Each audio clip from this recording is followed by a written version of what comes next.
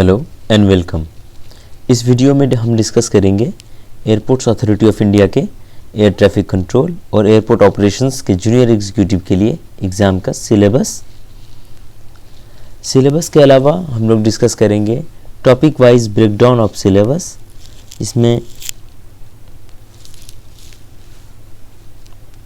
इसके अंदर कि हम लोग देखेंगे कि कौन कौन से टॉपिक ज़्यादा इंपॉर्टेंट है, कौन कौन से टॉपिक कम इंपॉर्टेंट है, किसको ज़्यादा अटेंशन देना चाहिए, किसको कम अटेंशन देना चाहिए। तीसरा हम लोग देखेंगे स्ट्रैटेजी एंड कट ऑफ। कुछ ट्रिक्स हैं जिसको इस्तेमाल करके हम लोग अपना मार्क्स बढ़ा सकते हैं एग्ज़ाम के अंदर, क्योंकि कट ऑफ इसका बहुत ही हाई जाता है। तो हम लोग वहाँ पे डिस्कस करेंगे इसका कट ऑफ पिछले बार कितना गया है और किस तरीके से हम लोग ज़्यादा से ज़्यादा स्कोर कर सकते हैं। और चौथा चीज़ जो कि बहुत इंपॉर्टेंट है, मटेरियल्स टू प्रीफर, क्योंकि दूसरा एसएससी सीजीएल सबके तरह ये कोई रेगुलर होने वाला एग्ज़ाम है नहीं कि हर साल हो रहा है, तो एक डेफिनेट पैटर्न है और मार्केट में बहुत ज़्यादा कंटेंट अवेलेबल है। सो जितना भी कंटेंट अवेलेबल है उसमें से हमें क्या इस्तेमाल करना चाहिए, हम लोग उसके बारे में यहाँ पर डिस्कस करेंगे। हमने जो करी थी वो आपको बताऊँगा और उसके अलावा भी कुछ अगर अच्छी चीज़ें हैं तो वो भी मैं बताऊँगा। तो सबसे पहले हम लोग देख लेते हैं सिलेबस। ये सिलेबस हमने डाउनलोड किया है एआई के ऑफिशियल वेबसाइट से। ये 2018 में जब एडवर्टाइजमेंट आया था, ये उस वक्त का है, ये करेंट नहीं है। यही मेरे पास अभी अवेलेबल था, क्योंकि करेंट अभी अवेलेबल है नहीं, सो इसको इस्तेमाल कर रहा हूँ मैं अभी। ये junior executive air traffic control के लिए है। इसमें पार्ट ए पार्ट बी दो पार्ट में बटे होते हैं। दोनों ही पार्ट में 60 क्वेश्चन होंगे, 60 क्वेश्चन इसमें, 60 क्वेश्चन इसमें। हर एक पे एक एक मार्क्स होगा। पार्ट ए में 60 क्वेश्चन में 4 पार्ट होंगे, English, reasoning, general aptitude and general knowledge. और पार्ट बी के अंदर physics and mathematics. Concept and application दिया हुआ है। ये जनरली अप्लाइड फिजिक्स और मैथमेटिक्स होता है, जो कि ग्रेजुएशन में या इंजीनियरिंग में पढ़े जाते हैं। 120 क्वेश्चंस होंगे टोटल मार्क्स 120 होगा, यानी पर question 1 mark. Duration 120 minutes. Hindi और इंग्लिश में दोनों में ही होंगे क्वेश्चन पेपर, ये नोटिफिकेशन में भी हमने डिस्कस किया था। और निगेटिव मार्किंग इसके अंदर नहीं होगी। सो आप 120 के 120 क्वेश्चन अटेम्प्ट कर सकते हो। ये था एटीसी का सिलेबस। शॉर्ट सिलेबस है, छोटा सा सिलेबस है। इसके बाद आते हैं हम लोग एयरपोर्ट ऑपरेशंस के सिलेबस पे। ये थोड़ा सा लंबा है इसका सिलेबस। इसमें भी 2 पार्ट्स हैं, part A and part B. Part A में जनरल नॉलेज है, जनरल इंग्लिश है, क्वांटिटेटिव एप्टीट्यूड है, रीजनिंग एंड। पार्ट बी के अंदर subject related to educational qualification, basically इसके अंदर मैथ और फिजिक्स। यहाँ भी पार्ट बी के अंदर मैथ और फिजिक्स मेन हो जाता है। पार्ट ए में ये इंपॉर्टेंट हो जाता है कि पार्ट ए के अंदर एक चीज़ और इंक्लूड करी गई है, जिसका डिटेलिंग यहाँ पे है।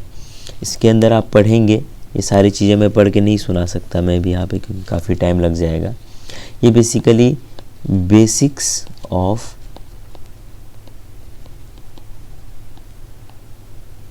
एविएशंस हैं, basics of aviation.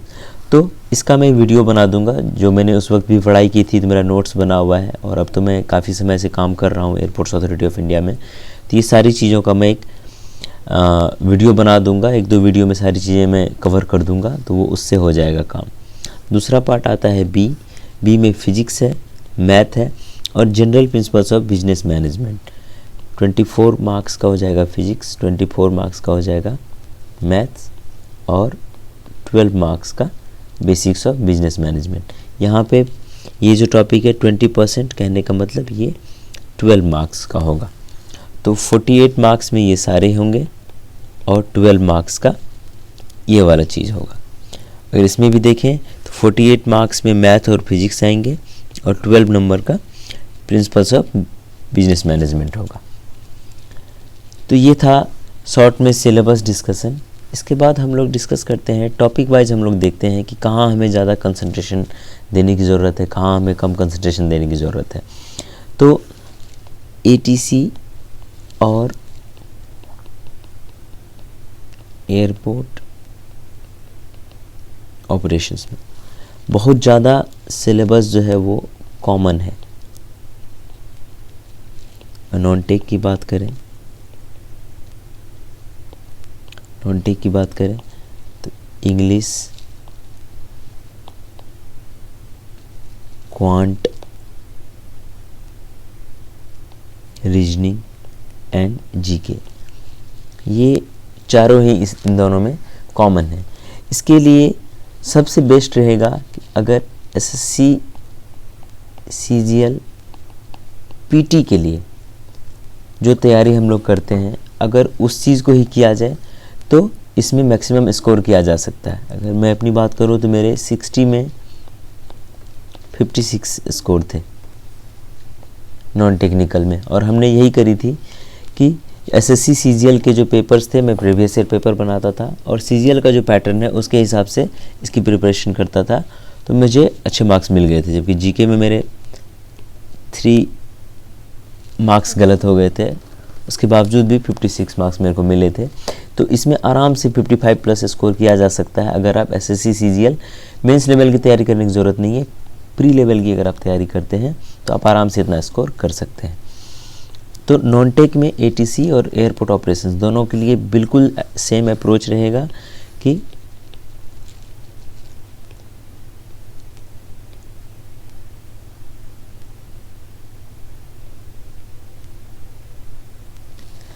SSC CGL pre का प्रैक्टिस किया जाए तो उससे एटीसी और एयरपोर्ट ऑपरेशंस के नॉन टेक्निकल आराम से निकल सकते हैं।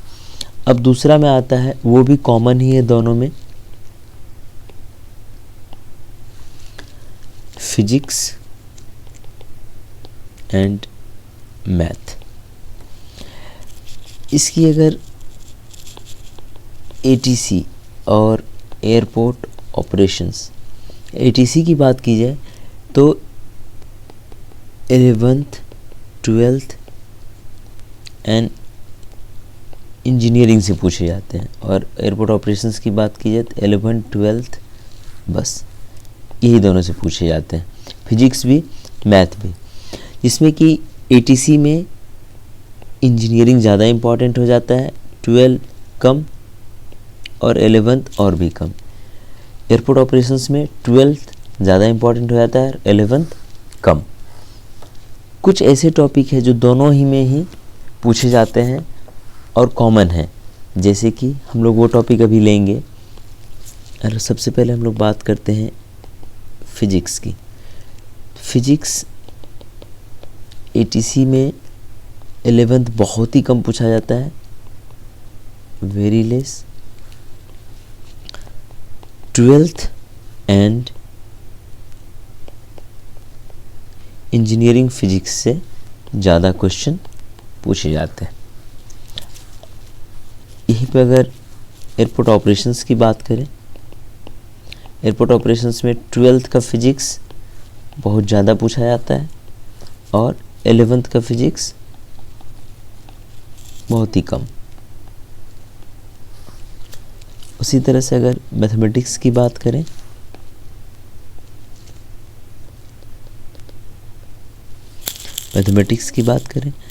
तो एटीसी में 11th का मैथमेटिक्स बहुत ही कम पूछा जाता है।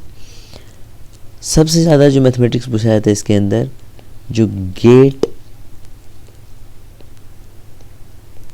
मैथमेटिक्स है, गेट में जो मैथमेटिक्स पूछा जाता है वो एटीसी के अंदर बहुत ज़्यादा क्वेश्चंस आते हैं, और बहुत सारे क्वेश्चंस ऐसे भी आते हैं जो डायरेक्टली गेट में ही पूछे गए हैं पहले।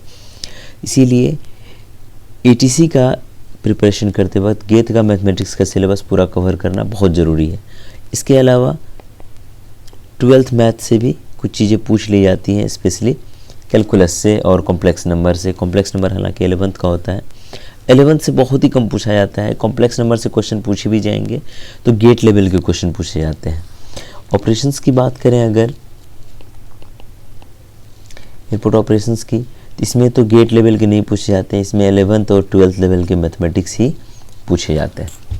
तो इसीलिए अगर ओवरऑल हम लोग देखें तो अगर दोनों एग्ज़ाम का कोई प्रिपरेशन कर रहा है, अगर एक एग्ज़ाम के लिए कोई एलिजिबल है तो दूसरा के लिए एलिजिबल भी होना चाहिए। स्पेशली जो इंजीनियर्स हैं वो दोनों एग्ज़ाम के लिए एलिजिबल हैं, तो मैं मान के चल रहा हूँ कि जो भी फॉर्म भरेंगे वो दोनों एग्ज़ाम में भरेंगे, तो उनके लिए मैथ और फिजिक्स में 11th 12th plus engineering math physics, ये पूरा करना काफ़ी ज़रूरी हो जाता है। इतना करके जाएंगे आप तो ही आप सारे क्वेश्चन का बहुत आराम से आंसर कर पाएंगे और स्कोर ज़्यादा कर पाएंगे। क्योंकि रीज़न यही है कि अभी यहाँ पे हम लोग कट ऑफ की बात कर ही लेते हैं। ATC 2018 का कट ऑफ 90 आउट ऑफ 120 और एयरपोर्ट ऑपरेशंस 2018 का कट ऑफ 98 आउट ऑफ 120 गया हुआ है। तो इतना स्कोर अगर करना है तो आप कोई चीज़ छोड़ के नहीं जा सकते, हर एक चीज़ आपको पढ़ के जाना पड़ेगा, तभी आप इतना ज़्यादा स्कोर कर पाएंगे। तो अब आते हैं हम लोग कि बुक्स क्या क्या प्रीफर कीजिए। बुक्स प्लस मटेरियल्स, सबसे पहला ले लेते हैं हम लोग फिजिक्स। फिजिक्स में HC वर्मा 1 जो कॉन्सेप्ट ऑफ फिजिक्स है और SC वर्मा 2। ये इसलिए क्योंकि अगर आप ऑप्टिक्स देखने जाएंगे तो वो HC वर्मा 1 में डाला हुआ है और ऑप्टिक्स बहुत ही इंपॉर्टेंट हो जाता है दोनों ही एग्ज़ाम के लिए। इसके अलावा हमें और कोई भी बुक की इतनी कुछ खास ज़रूरत पड़ेगी नहीं। जो थोड़े बहुत कंटेंट हैं वो इंटरनेट पे मिल जाएंगे और उसका मैं वीडियो बना दिया करूँगा। इसके अलावा जो भी कंटेंट बचा हुआ है उसका वीडियो PDF इंटरनेट से मिल जाएगा। और इसके अलावा एक चीज़ और प्लस 1 हैंडबुक रखना है जिसके अंदर फिजिक्स के फॉर्मूले होते हैं, क्योंकि फार्मूला बेस्ड बहुत सारा क्वेश्चन पूछा जाता है स्पेशली एयरपोर्ट ऑपरेशंस के एग्ज़ाम में। तो हैंडबुक रखना बहुत ज़रूरी होता है, आप क्विक रिवीजन कर सकते हैं उससे, बार बार हैंडबुक देखने से फार्मूला सारा याद हो जाता है। इसके बाद आते हैं मैथ पे। मैथमेटिक्स में गेट मैथ, गेट के लिए कोचिंग के बहुत सारे मैथ बुक हैं जो सबसे जो भी कोचिंग आप प्रेफर करना चाहें किसी भी एक कोचिंग का मैथ का गेट का बुक ले लीजिए और उस बुक से थ्योरी प्लस न्यूमेरिकल, उसी में प्रीवियस ईयर न्यूमेरिकल दिए हुए होते हैं, उसको कर जाइए। अगर न्यूमेरिकल सारे सॉल्व नहीं कर पाते क्योंकि उनके नंबर बहुत ज़्यादा होती हैं, लाइक 60 क्वेश्चन 70 क्वेश्चन, किसी में तो 100 से भी ज़्यादा क्वेश्चन होता है, उतना न्यूमेरिकल करना आसान नहीं है क्योंकि टाइम हमारे पास कम होगा।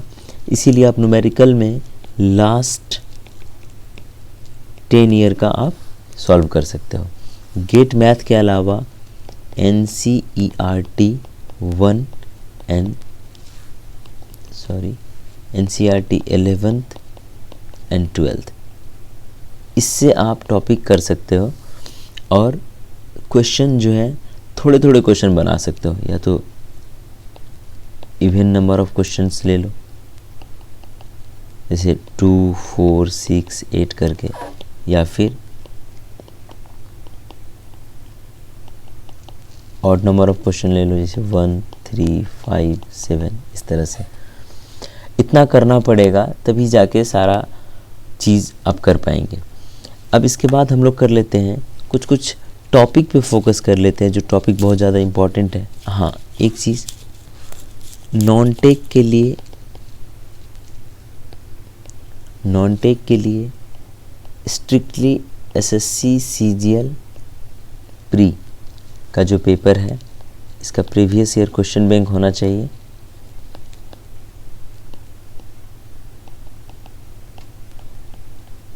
और आपने कहीं भी थोड़ी सी भी अगर तैयारी करी है तो आपके पास आपके नोट्स होंगे, वो होने चाहिए। अगर नोट्स नहीं है तो मैं आगे की वीडियो में सजेशन दे दूंगा कि आप कहाँ से क्या देख सकते हो और कहाँ से क्या पढ़ सकते हो, उससे और कुछ चीज़ें मैं खुद प्रोवाइड कर दूंगा जिससे आपको मदद मिल जाएगी।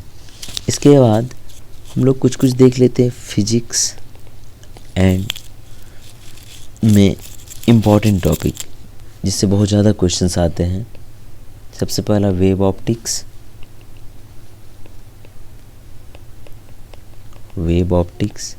दूसरा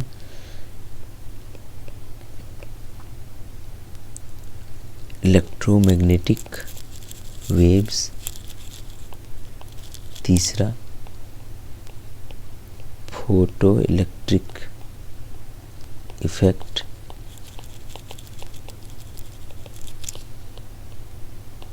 एटॉमिक फिजिक्स, न्यूक्लियर फिजिक्स। ये सबसे ज़्यादा इग्नोर टॉपिक है, हर कोई इसको किसी ने भी नहीं पढ़ा होगा। इस पे तो एक वीडियो भी बना चुकी है TVF, जिसका नाम है थ्योरी ऑफ रिलेटिविटी।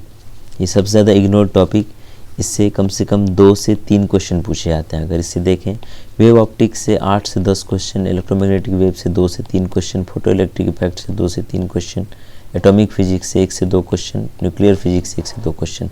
अगर इसमें देखें तो इन सारे टॉपिक्स को मिला के ही नियरली 20 क्वेश्चन के आसपास पूछ लिए जाते हैं, जो कि बहुत इंपॉर्टेंट हैं। 30 में से 20 क्वेश्चन, अगर इतना ही टॉपिक से आ रहा है तो इस टॉपिक को अगर स्ट्रॉन्ग कर लेते हैं आप, तो आप 20 से 22-23 क्वेश्चन तक आप बहुत ही आराम से बना सकते हैं। इसके अलावा अगर मॉडरेट की बात करें तो SHM waves and sound,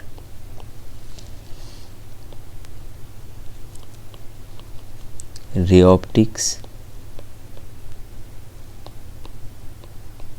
fluid mechanics and elasticity.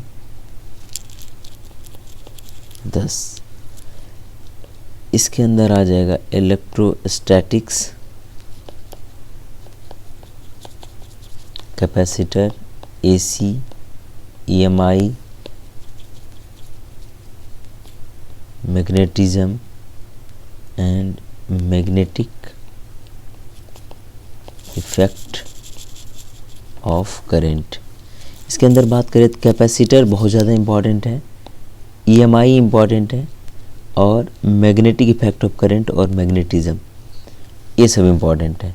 अगर इधर बात करें तो थोड़े थोड़े क्वेश्चन इनसे पूछ लिए जाते हैं। फ्लूइड मैकेनिक्स एंड इलास्टिसिटी से कुछ पूछा नहीं जाता है, बट सिंस एविएशंस के एग्ज़ाम है तो फ्लूइड मैकेनिक्स से बर्नौली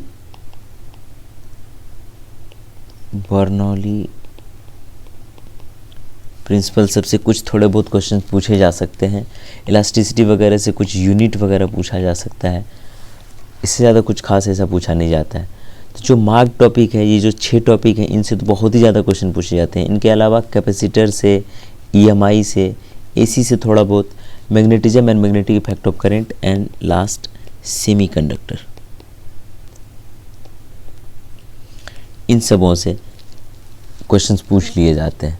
अब चूंकि अगला एग्ज़ाम आएगा, हो सकता है कुछ चेंजेस हो जाए, तो सो बेटर है कि सारे टॉपिक्स पढ़ के जाया जाए, तो आप क्वेश्चन सॉल्व कर पाएंगे। ऐसा कुछ IIT और JEE मेन लेवल के भी क्वेश्चन नहीं पूछे जाते उतने हार्ड, हल्के फुल्के क्वेश्चन पूछे जाते फॉर्मूला बेस्ड, तो पढ़ के जाने में फ़ायदा है। मैथ की बात करें अगर,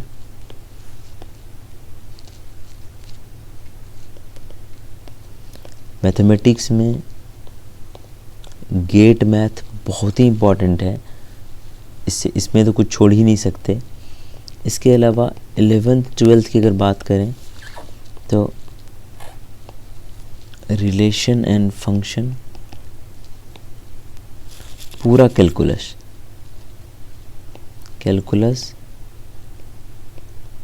vector and 3D vector and coordinate geometry. और प्रोबेबिलिटी तो गेट मैथ में भी है, तो बट प्रोबेबिलिटी यहाँ से भी पढ़ लेना। अच्छा, एक चीज़ और, क्वाड्रेटिक इक्वेशन एंड इनइक्वालिटी। बाकी परमुटेशन एंड कम्बिनेशन है, बाइनोमियल थ्योरम है, ये सब को अगर आप छोड़ना चाहें बाद में अगर टाइम बचे तो थोड़ा सा फॉर्मूला देख लेना सही रहेगा। अदरवाइज़ उतना ज़्यादा इम्पॉर्टेंट नहीं है, लेकिन ये सब चीज़ें पढ़ लेना सही रहेगा। बाकी 11th-12th के मैथ में मैक्सिमम चीज़ कवर हो जाए। जैसे लीनियर प्रोग्रामिंग है, ये सब नहीं करना है। इतना चीज़ें कवर कर कर आप जाते हैं और फिजिक्स में ये सारी चीज़ें, तो आप ज़्यादा से ज़्यादा क्वेश्चन बना पाएंगे। इसके अलावा मैथ में हमने डिस्कस कर ली कि कौन कौन से बुक हमें पढ़ने हैं। फिजिक्स में हमने डिस्कस कर ली कौन कौन से बुक हमें पढ़ने हैं। एच सी वर्मा हमने इसलिए सजेस्ट किया, बहुत लोगों को भारी लगता है H C Verma. H C Verma का लैंग्वेज बहुत ही शॉर्ट होता है, और दूसरी बात जब भारी लगता था उस वक्त हम लोग 11th-12th में हुआ करते थे। अभी हम लोगों ने जब इंजीनियरिंग पास आउट कर ली है तो एच सी वर्मा उतना भी ज़्यादा हार्ड लगने वाला बात नहीं है। और मार्केट में अवेलेबल है एटीसी और एटीसी एंड ऑपरेशंस का question bank plus practice set. Market में भी कुछ अवेलेबल है, कुछ टेस्ट सीरीज़ भी अवेलेबल हैं, आप वो परचेज़ कर सकते हैं। और टेस्ट सीरीज़ देना तो बहुत ही इम्पोर्टेंट हो जाता है। मैं आपको एडवाइस करूँगा कि कम से कम 8 से 10 टेस्ट ज़रूर दे के जाएँ, तो बहुत ही बेनिफिट करता है। तो इतना ही है। एक बार मैं समराइज़ कर देता हूँ कि फिजिक्स में हम लोग H C Verma 1 and H C Verma 2 करेंगे। मैथ में gate math and 11th-12th NCERT। इसके अलावा जो भी कंटेंट की ज़रूरत होगी वो या तो मैं प्रोवाइड कर दूंगा या फिर मैं सजेस्ट कर दूंगा कि कहाँ से करना है। इसके अलावा जो नॉन टेक बचे, नॉन टेक एसएससी सीजीएल का प्री लेवल का हमें प्रिपेयर करना है। आपके पास अगर कोई नोट्स है, इसमें प्रीवियस ईयर पेपर रखना है।